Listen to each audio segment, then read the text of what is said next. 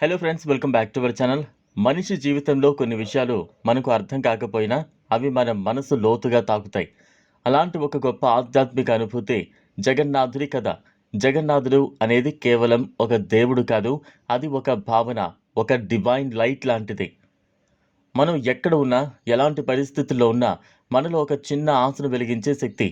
పూరి జగన్నాథుడి గురించి వినగానే మనకు ఒక ప్రత్యేకమైన శాంతి అనిపిస్తుంది. ఎందుకంటే ఈ దేవుడు మనకు దూరంగా ఉండే దేవుడు కాదు, మన దగ్గరగా ఉండే దేవుడు. మన బాధలు, మన ఆనందాలు అన్నింటినీ అర్థం చేసుకునే ఒక ఆత్మీయ శక్తి. పూరి నగరం ఒక సాధారణ ప్రదేశం కాదు, అది ఒక ఆధ్యాత్మిక ప్రపంచం. అక్కడి వాతావరణం, అక్కడి గాలి, అక్కడి ఆలయం ఇవన్నీ కలిపి మనకు ఒక ప్రత్యేకమైన పీస్ను అందిస్తాయి.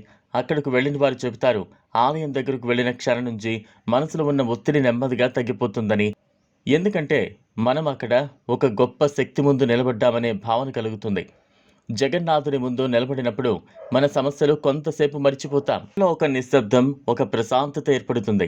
ఇది కేవలం భక్తి కాదు, ఇది మన సోల్కి సంబంధించిన ఒక అనుభూతి. జగన్నాథుని రూపం చాలా ప్రత్యేకమైనది. ఆయన కళ్ళు పెద్దగా ఉంటాయి, చేతులు చిన్నగా ఉంటాయి, రూపం చాలా సింపుల్గా ఉంటుంది. కానీ ఈ రూపం వెనుక ఒక గొప్ప అర్థం దాగి ఉంది. దేవుడు అందంగా కనిపించాల్సిన అవసరం లేదు, ఆయన మన భావాలను అర్థం చేసుకునే ఒక శక్తి. మనం ఎలా ఉన్నా, ఎలాంటి పరిస్థితుల్లో ఉన్నా మనల్ని అంగీకరించే ఒక శక్తి. ఇది మనకు చెబుతుంది, మన రూపం కాదు, మన హార్ట్ ముఖ్యం. మన హృదయం స్వచ్ఛంగా ఉంటే దేవుడు మనలోనే ఉంటాడు. జగన్నాథుడి రథయాత్ర ఒక అద్భుతమైన అనుభవం. ఆ రోజు లక్షలాది మంది భక్తులు ఒకే చోట చేరతారు. ఎవరు ధనవంతులు, ఎవరు పేదవారు అన్న తేడా అక్కడ ఉండదు. అందరూ ఒకే లక్ష్యంతో ఉంటారు, దేవుణ్ణి అనుభవించడం. రథాన్ని లాగేటప్పుడు ప్రతి ఒక్కరికి ఒక ప్రత్యేకమైన ఎనర్జీ వస్తుంది.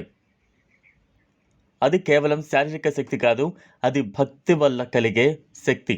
ఆ సమయంలో మనకు ఒక గొప్ప నిజం అర్థమవుతుంది. మనం వేర్వేరు వ్యక్తులైనా మన గమ్యం ఒక్కటే అని. మనమందరం ఒకే దారిలో ప్రయాణిస్తున్నాం. రథాన్ని లాగడం వెనుక ఒక లోతైన అర్థం దాగి ఉంది. మన జీవితాన్ని కూడా మనమే ముందుకు తీసుకువెళ్తున్నాం. కొన్నిసార్లు జీవితం సులభంగా ఉంటుంది, ఇంకొన్నిసార్లు చాలా కష్టంగా ఉంటుంది. కానీ మనం ఆగకూడదు, మనం ముందుకు సాగాలి. ఇదే జీవితం. ఈ యాత్ర మనకు చెబుతుంది, మనం మన పాత్ని మనమే నిర్మించుకోవాలి. మనం పడిపోతే మళ్ళీ లేవాలి, మనం ఓడిపోయినా మళ్ళీ ప్రయత్నించాలి. జగన్నాథుడి ఆలయంలో జరిగే అన్నప్రసాదం కూడా ఒక గొప్ప సందేశం. అక్కడ ప్రతి ఒక్కరికి ఒకే విధంగా ఆహారం ఇస్తారు. ఇది కేవలం భోజనం కాదు, ఇది సమానత్వానికి ఒక గుర్తు. మనం అందరం ఒకటే అని గుర్తు చేసే ఒక ఆచారం. ఇది మనలో వినయాన్ని పెంచుతుంది. మనం ఎంత పెద్దవారైనా, ఎంత చిన్నవారైనా చివరికి మనం అందరం ఒకే స్థాయిలో ఉన్నామని ఇది మనకు అర్థం చేస్తోంది.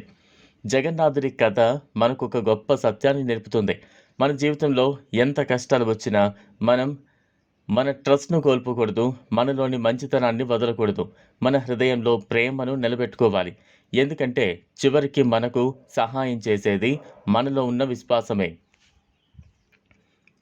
చివరిగా ఫ్రెండ్స్, జగన్నాథుడి కథ మనకు ఒక గొప్ప సందేశాన్ని ఇస్తుంది.